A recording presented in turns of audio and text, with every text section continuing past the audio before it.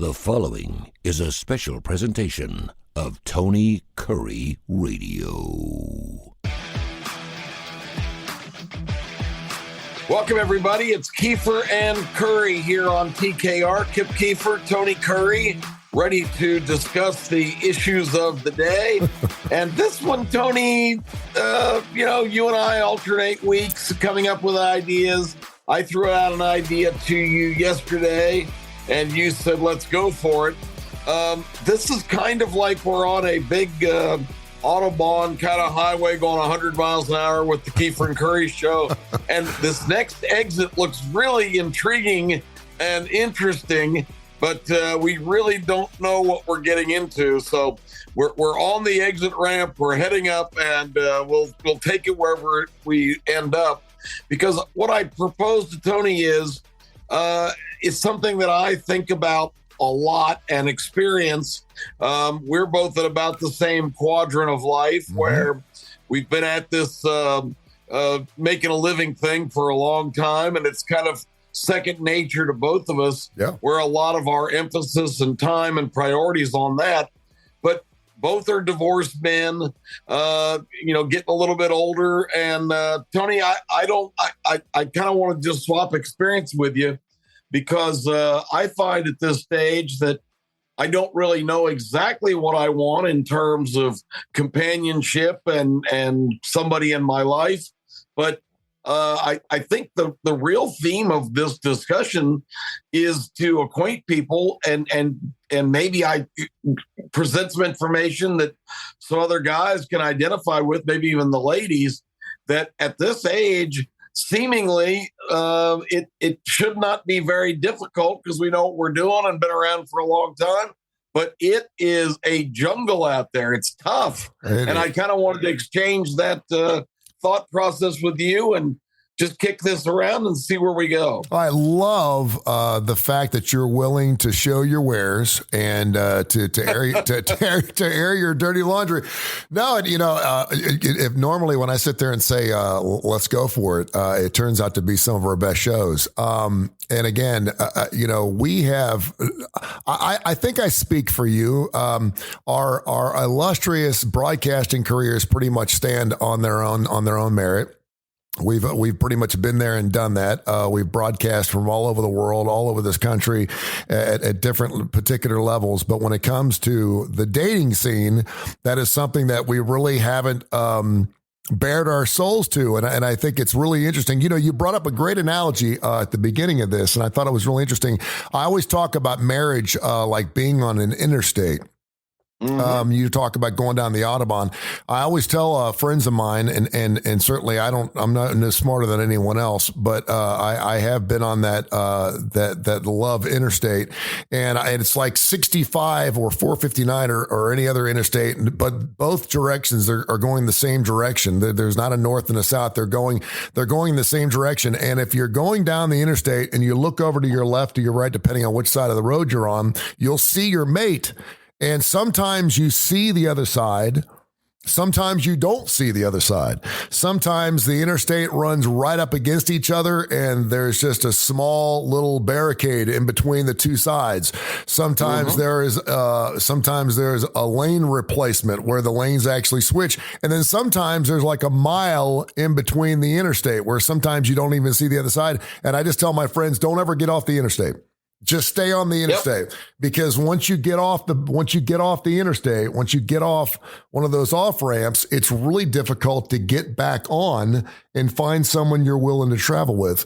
And, I do think, and this is really interesting too, because when you brought this up, the first thing I thought of was the transfer portal. Exactly. That's a great one. We mentioned that as of about 2-3 years ago, roughly 7% of all college kids are in the transfer portal. Now that number is 1 in 5. We just don't see the elegance. We don't see the beauty. We don't see the sentimentality. We don't see the wonderment of a commitment, not only in college sports, but in relationships, period, anymore. And this has been going on for a long period of time. For the first time in the history of the United States of America and this earth, we have more single people on this earth than we have married people. That's the first time in the history of record keeping. I don't know if you realize that just happened in 2022, but we have more single people now on this earth than we have married people. And I'm not sure what that says about us. I think as we have politicized this world, I think as we get further apart than not closer together, as much as we want to debate each other, rather than try to find our common grounds together, I think that everyone wants to kind of be on their own. I think the idea of being in your 30s, 40s, and 50s and being divorced and not having to answer to anybody seems kind of sexy to some people. But much like you just said, be careful what you wish for, because having that person to walk through your life with and share different situations with is really important in our life, particularly at the age we're in right now. Yeah, I think that was perfectly said. And it's really a synopsis of exactly what I wanted to get into. I know one of your longtime radio partners is Dr. Clay Powell. Maybe we should have had him sit in on this, because I think this, you and I can provide some cross therapy here, but maybe he can listen to this later and we can expand the program, because what you just said is so spot on. It isn't, I don't lament the fact that I don't have somebody to, quote, come home to, but it's disappointing in life for me to be as busy as I am with daily responsibilities. I still have a regular job. I do a lot of the broadcast programs. I was called on by a former employee to do a lot of consulting earlier this year that lasted about 3 months, and I was traveling just about every week. Was really keeping busy, have had a really good year in a financial standpoint with so much going on. And so, everybody from the outside looking in, all my friends say, well, gosh, you're on easy street. You've got it all going on. You're doing what you want to do. But there's just something missing in your life when, like you said, you get off that highway and you're kind of driving the back roads of life, and it just seems like you're left out of the mainstream a little bit of that flow. And I don't know, and I didn't expect that it was going to be this difficult when I got my divorce. And it's unbelievable to me to think about it, but it was 19 years ago for me. And my children were pretty much at the stage where yours are now, in their teenage years. My youngest was only 10 at the time. But, Tony, I took a complete departure because, even though my wife and I had reached a point where she didn't want to be married anymore, I was all in as being a dad. It was the greatest thing that's ever happened to me. It still is the greatest thing.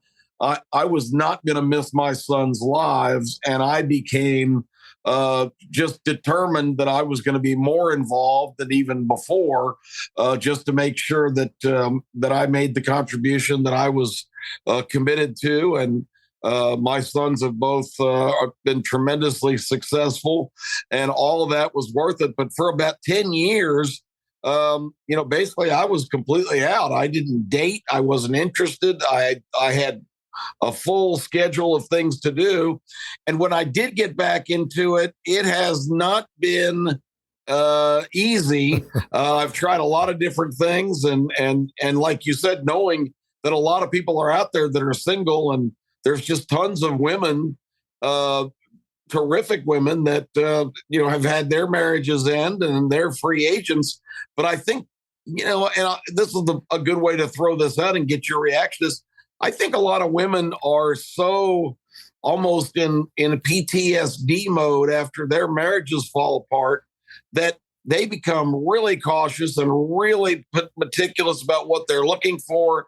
And a lot of them just kind of shrug. My mother was this way. My parents got divorced when I was 13 back in the 1970s when it was not fashionable at that time. Everybody was married. Yeah. And so I came from a broken home, and I was determined that that wasn't going to happen to me. And lo and behold, it did.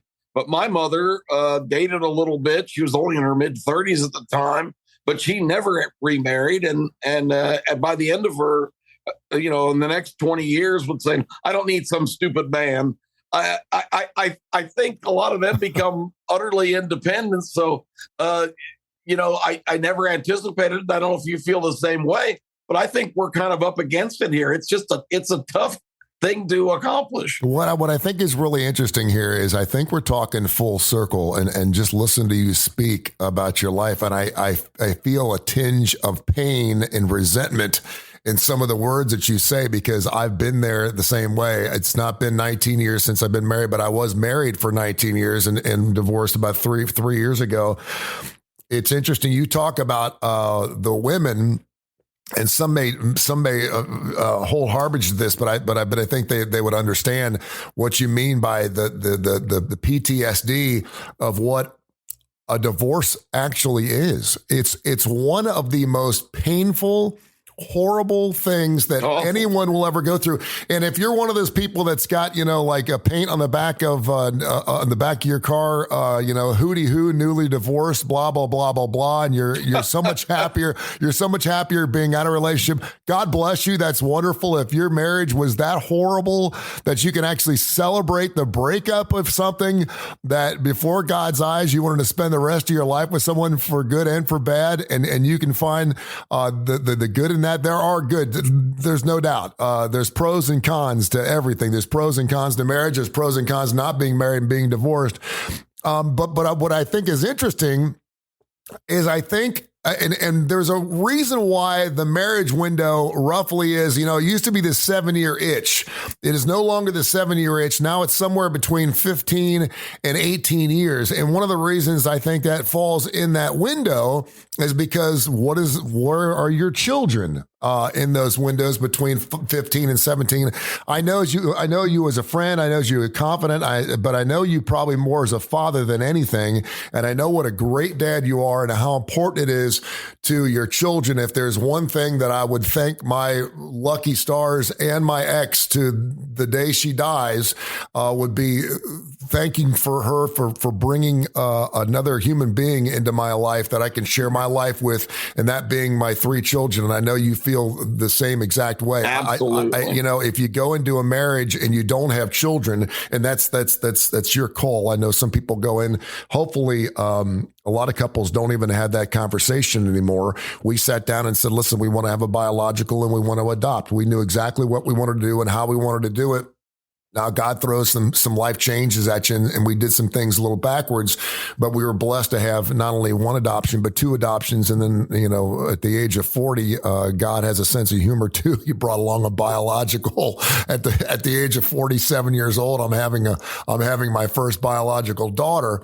But I do think, and I hope you feel my vibe here. I think depending on when you get married, and obviously every situation is different, depending on what your social economic situation is, whether you both work or not, I think is very, very important, because I know growing up in my lifestyle, one person stayed home with the children, the other one went to work, and I was the one that went to work, and my ex, who did a wonderful job, and I realized it's the most difficult job out there. She was a great mother to my children.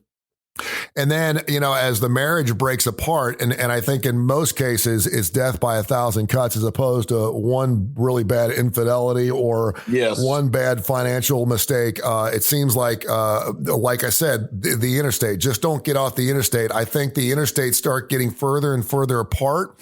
I don't think, you know what? I have realized I just haven't seen I-65 South in about 15 or 16 miles. You realize that as you're going through, and you're like, well, you'll see it again. I'm sure that, it'll meander through the mountains, and I'm sure I'll see the other side. Next thing you know, you never see the other side, and you wonder what happened. And that's one of those head scratching moments where you're like, what just happened? And people are like, did she cheat on you? Did something financial happen? Did you lose your job? They're like, no, we just grew apart. We grew apart over a long period of time and didn't realize that. Always thinking, and this is where guys, we're kind of dumb in this thing. We always think things are going to work out. It'll work out.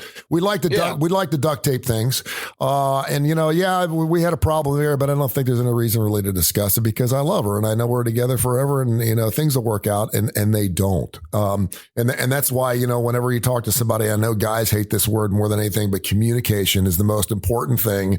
You're much better off to hurt the feelings of your mate in year 2 than to hurt their feelings in year 20, because when you say it in year 20, chances are you're never going to be able to say it again. You might as well hurt those feelings early on, know where you stand, and communicate early in a relationship, as opposed to just letting things grow apart.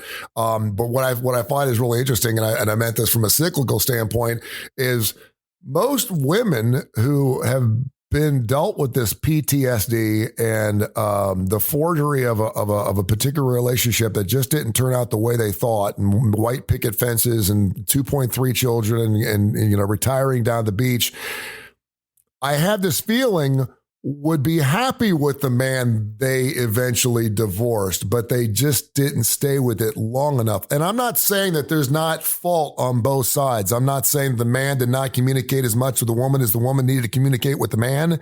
But it does seem like I look at, and I guess my point is this, I look at my ex-wife right now and think I'd be a perfect mate for her. Mm-hmm. We're in our 50s. I think we both want the same things. Spiritually, I think we're on the same paths. We both have 3 children who we love very, very much. We're both very good parents. And I think to myself, if I had to set my ex-wife up with a man, I would be that man. Yet I'm not the one that's the fit for her. I'm the one she divorced. Does that make sense? Yeah, I mean, everything you say is making perfect sense.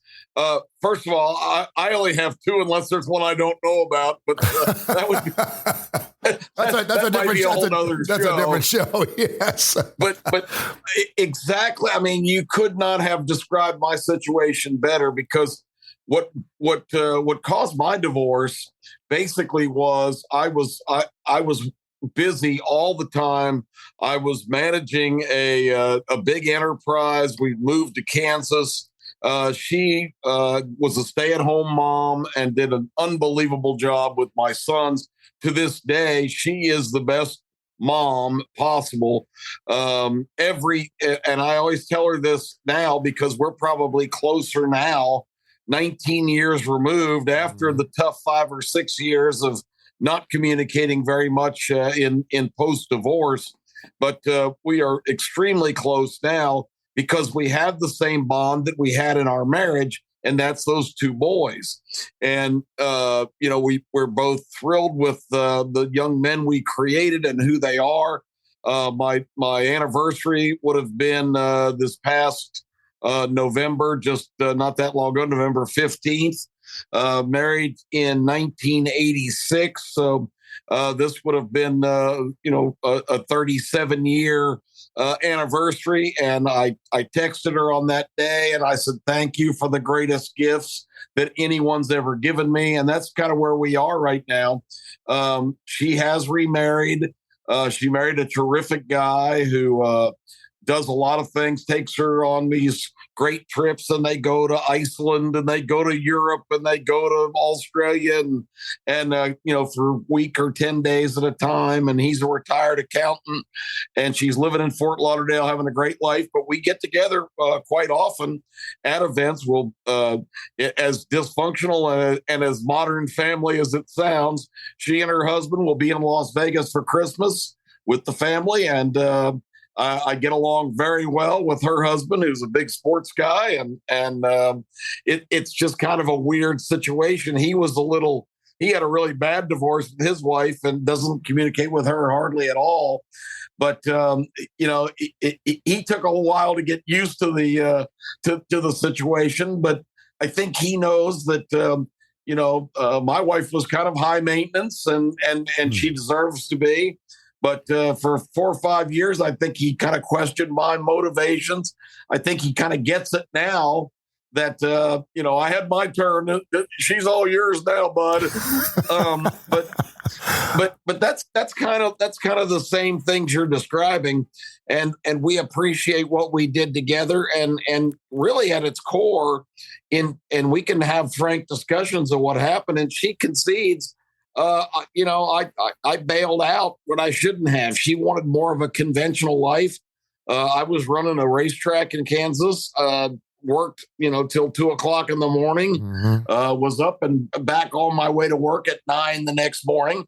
And any time that I had and any time that I could squeeze in, I was not going to miss the chance to coach my kids and be involved in their lives. And pretty much her priorities and my priorities were on those children.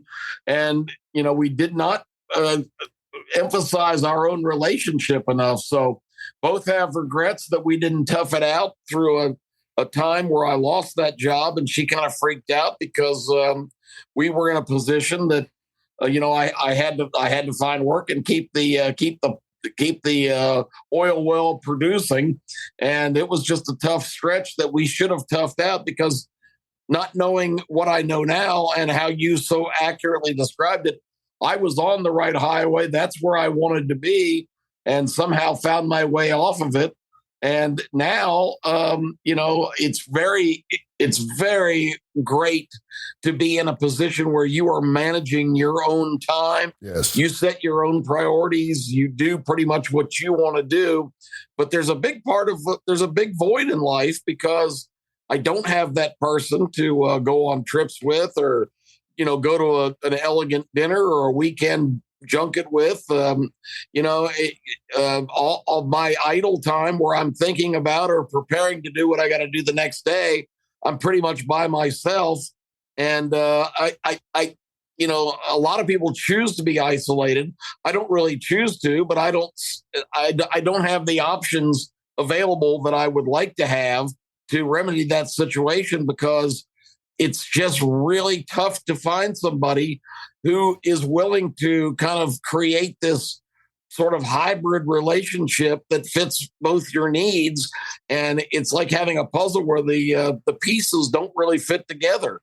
That's what I'm kind of finding. And so, spending most of my non-working time by myself is really wearing on me. You know what? That's amazing, though, because if you put what you just told me, and you just nailed it, if we knew then what we know now, and that's certainly one of those silver linings to a divorce, to a breakup, to you thinking to yourself, you know what? I keep telling my 16-year-old son, I promise you, if you go up and ask that girl out, she will go out with you. And he's so nervous because he knows no one likes to be rejected, right? Men hate being rejected. And I'm like, and now I'm that 16-year-old kid. Now I'm the one that's afraid to take that step. And I look at it and go, I promise you, if you go out and ask her out, you need to take chances. You need to feel failure so you can find success. You need to realize that she's not always going to be the first one that says hello. But when you find that one that says hello and that one that says yes, that's going to be the right one for you. But just based on what you just told me, sounds like a really good get for me. If I were a woman and I was in my 40s or 50s and I was looking for a relationship, someone to go on weekend junkets with, someone to have elegant dinners with, someone to actually hold hands in church with, to actually have that person in my life, in most cases, you don't want someone that's going to puppy dog you or smother you, and you're not asking for that. You're not asking for someone that wants every waking moment of every waking day with you. You're not asking that, because you and isolation is not the right word, but you are an independent individual. And I think a lot of females find that very attractive. They find that very alluring. That's how we pick the women up, right? Is when we were kind of aloof and a little independent, maybe even a little narcissistic when we grew up. And women find a lot of allure in that. But I mean, the guy you're describing to me sounds like the kind of guy that a woman in our certain age group would absolutely love. And I think what we need to do is we need to jump back out there again. And it's weird because, I haven't dated anybody. My daughter's been asking me now for 3.5 years, Dad, do you think you're ever going to get married again? I go, listen, the whole marriage pot to me just doesn't even sound fun anymore, just because I went through it and I've been through it and I've gone through the pain of divorce. And I don't know if I ever want to go through that again, but you got to date somebody first in order to marry them. Right. And so maybe we're getting too far. Maybe we're too smart for our own good. Maybe just through our acknowledgments of success and failures in relationships, maybe we just need to get ourselves back out there, whether it's speed dating or match.com or farmersdaughter.com or something. Maybe we just need to step our toes into the cold end of the pool again, and stop worrying about, how deep it is, and just dip our toes in and get back into that mix. And I've always used this analogy too about chasing the dog in the park. I've always told people I'm not going to chase the dog in the park anymore. I chase too long. I'm going to sit on the park bench and hopefully that dog will jump up on my lap and will sit in my lap and I'll know it's the right one. But sometimes you got to, if you're sitting in a dogless park, that's never going to happen. If you're sitting in a park with no dogs, it's never going to jump up on your lap. So maybe I need to find a park with more dogs. Well, Tony, I think you and I have a lot of similarities to this, because I feel like I drown in all the cliches of all my married friends that have, now are celebrating 35 and 40-year anniversaries. And here I sit with my marriage. You said 15 to 18. Well, mine ended after 14 years. But it's 19 years ago. That's a long time to be on the sidelines. But with absolute almost dragging me to the starting line, I did, because that's what you just said. You got to get out there. When I found myself out there, it was a tough environment. Yeah. I got on the dating sites. I did all this about 10 years ago, and kind of rode that train for 3 or 4 years, and met a lot of women that I really liked and got along with.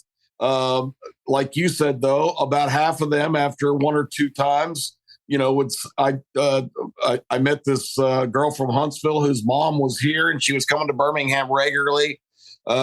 She was just a knockout and very pleasant to be around. We went out twice, and I said, "Well, next time you come down, you want to do so and so?" And she says, "No, I don't think so."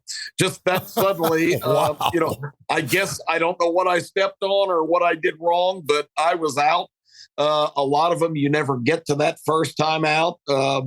I'm a good writer and a good communicator, sitting here in my own little cocoon. But I appreciate what you said. I think I'm a really good prospect, and I've got a lot of game, and I can be shaped in any number of ways. But it's just really tough to find. And then you get the other side where women are recently widowed or divorced, and they seem to be just eager from day one. You can kind of feel that the agenda is, I can't be by myself. I've got to be married again, whether it's financial security, whether it's companionship. I mean, obviously that is what their goal is. I did date for about 6 months another woman from Tuscaloosa who was great. I really enjoyed being around her. But after the first couple of times, she started to want to make it a lot more of a frequent thing. Mm-hmm. And, it became it. And this is going to sound like I'm the biggest ass on earth, but it became kind of a burden. Yep. She wanted to come up every Friday and hang out all weekend. And I finally said, "Look, it's football season. I can't do this every Saturday. Go to art shows and museums and all that." And one weekend she came up to me, and this kind of puts it in perspective. I said, "What do you want to do this weekend?" She says, "Well, I hear Diamonds Direct is really nice. We can go look around over there." Very subtle, and she was kidding. Yeah. But the bottom line is her intention was clear from day one. And, finally I said, "Look, this just isn't working out because I'm just not in a position to, she didn't want to leave her house or her job. And I sure didn't want to live in Tuscaloosa and just be sitting on the swinging porch all day. So anyway, it's a lot tougher to find somebody who fits your kind of situation. Although I feel like I'm kind of a chameleon, I can go any number of ways. But now I find, after getting out of that area, and you said it before. For me, and again, I'm being totally frank here. I resent being rejected. I don't like it professionally. I don't like it personally. Like you said, and you know better than anybody in our profession here of doing broadcasting and things. You run into a lot of times where you think you've got a great idea, or you're perfect for the situation, and they go a different direction. Yeah. And it stings. I mean, it's like, how can they make this decision? But it happens all the time, and it's the same thing in relationships and dating. Because I all my friends continue to hound me about, we'll get back on this site or that site. Or I was in Las Vegas, and my son's coworker out there, great guy, Ray Brewer, said, I got a perfect dating site for you. And it's something about chicksontheright.com. And I don't think of myself, and I know people that listen to my other show here on TKR need to know, probably think I'm some kind of arch right-wing Rush Limbaugh conservative. I feel like I represent the common sense party. So to be tabbed as something and chicksontheright.com really doesn't sound like that great a fit for me, but whatever. But Tony, I don't want to audition. My resume is established. I am who I am. I don't want to go be out there and going through all of that process again. I feel like when you go to Walmart, there's a clearance shelf where they put a bunch of products that aren't moving or whatever, and they cut the prices. I feel like I've been put in the clearance department, and I don't belong there. Are you saying that? Still on the shelf? You saying Kip Keefer's a BOGO? I think so. You bring up a very interesting point too, and this is just this has been incredibly therapeutic. I don't think I'm going to go to my therapist this week. I think I've just had my therapy. Yeah. I think I could save my $175 and just give it to you. My daughter, the other day, we were driving down Valleydale, and there's one of these cool boxes. These cool boxes, these storage areas. Yeah. And she's like, is it me, Dad? And this is my 11-year-old talking. So consider the source. She goes, is it me, Dad? Or does it seem like there's these storage areas on almost every street corner? And I said, what's crazy? Whenever one of these storage areas open up, and there's another one just open up down by Vulcan, and it's one of the biggest storage areas in the state. And I said, before the place even opened up, it was sold out. And I said, what does that tell you about people our age who have baggage, who have crap? I said, the one thing that I will never do is I will never rent a storage area unless I got something that I have to store for a couple of months. And then I'm just moving it from one place to the next in order to move into another home. And I never put things in the attic, because I know if I put them in the attic, I'm never going to see them again. I said, that should say a lot about our dating scene, and the fact that we have more storage areas now than we have funeral parlors on the face of the earth. It's amazing that we have so much space and so much baggage. And, when you talk about experiences in your life, and I think you said something really interesting. I don't want to go through a resume builder. I don't want to sit down and have to go through an interview process with a woman. I've already set my standards. I've already got my experience. I already know who I am. The unfortunate thing is the person that's sitting across the table from you doesn't know that about you. And I know you really well, and this is not, this could be called trying to get Kip and Tony a date show. But Kip Keefer is financially secure. Kip Keefer loves to write poetry. Kip Keefer loves to travel. Kip Keefer is a great father. If you put those four things on any dating profile, you probably have 100,000 women beating your door down just to go out on a date with you. And so, you've got all the right pieces, and I consider myself the same way. The funny thing is, and again, it's funny because I always look at my exes, and obviously I have no reason and I do not want to go out with my ex again, because she's a totally different person than she was when I first met her. But I do look at us and go, I know that for women out there saying there's just no good guys left, I know there's two of them doing this show right now. We're out there. Yeah. Exactly. Every time I hear that, I cringe, because it's like, you don't know what you're talking about when I hear a woman say that. Yep. We're out there, man. We're out there. Hey, great conversation, Bo. I love it. Maybe this is something we could talk about post football season on ABC 3340. We can do a relationship show. you laugh, but you would be surprised how many people would love to watch ABC 3340 from 10:30 to 11 o'clock. You know why? Because if their teams didn't win, perhaps they're going through some relationship angst themselves. And all of a sudden they go a Saturday morning, college football is over. They're like, okay, that's right. We have to start talking to each other again. We don't have football games to buffer our relationship with. You can do it. ABC 3340, 10:30 to 11 is called The Starting Lineup with Kip Keefer and Tony Kurre every Saturday morning. And of course, you can also hear Kip's show called Need to Know, and the Keefer and Kurre show right here on the Tony Kurre Radio. Great stuff, my friend. I look forward to catching up next week. Yeah, our relationship on TV is going well. Tony and I, 18-5-1 Crazy. In the last 12 weeks on our best bet of the week against the spread. We're not just picking who's going to win. We picked the games against the spread, and we are literally on fire. And we went NFL this past week. We went 2-0 in the NFL. So as our numbers get better and better, we're just going to break it down. But great stuff. If you've watched the show, you're $1,000 better. You're up about $13,000 on the season. So that's pretty good stuff. Not bad. I wish I could have done the Back to the Future thing and had that book that Biff had, so I could look back at all my previous wins and actually be a millionaire at this point. So great stuff, but we'll look forward to seeing you Saturday morning. All right, Tony, this has been very therapeutic. Thank you, Dr. Kurre, and we'll girls, if you're out there, Tony and I are we've got our shop set up. Come on in and look around. We're available for a double date anytime you're ready.